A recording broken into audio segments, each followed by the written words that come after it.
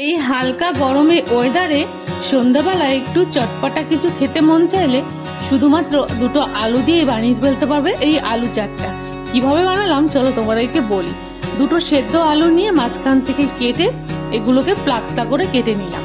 নেওয়া হয়ে গেলে একটা বোলের মধ্যে দিয়ে দিলাম, ওর মধ্যে দিয়ে দিলাম পেঁয়াজ কুচি, টমেটো কুচি, ধনেপাতা কুচি আর একটা ভাজা মশলা বানিয়েছিলাম জিরে, ধনে, পাঁচফোড়ন, এলাচ, শুকনো লঙ্কা, তেজপাতা দিয়ে সেই মশলাটা দিয়ে তাতে স্বাদ মতো লবণ দিয়ে দিলাম, লঙ্কার গুঁড়ো, ভাজা মশলাটা দিয়েছি, সর্ষের তেল আর তেঁতুলের পাল বা টমেটো সস দিয়ে সমস্ত কিছুকে ভালো করে মিশিয়ে দিলাম। বাইরে যদি তোমাদের ছোলা মটর থাকে সেই ছোলা মটর সেদ্ধও কিন্তু এর মধ্যে দিতে পারো। উপর থেকে একটু ঝুরি ভাজা দিয়ে দিয়েছিলাম। ব্যাস তৈরি হয়ে গেল আমাদের আলু চাট। এটা কিন্তু সন্ধ্যাবেলায় খেতে কিন্তু দারুণ লাগবে। একবার অবশ্যই বাড়িতে বানিয়ে দেখো। আর তোমাদের কেমন লাগলো অবশ্যই জানাবে। ভালো লাগলে সাবস্ক্রাইব করবে। টাটা, সবাই ভালো থেকো, সুস্থ থেকো, বাই।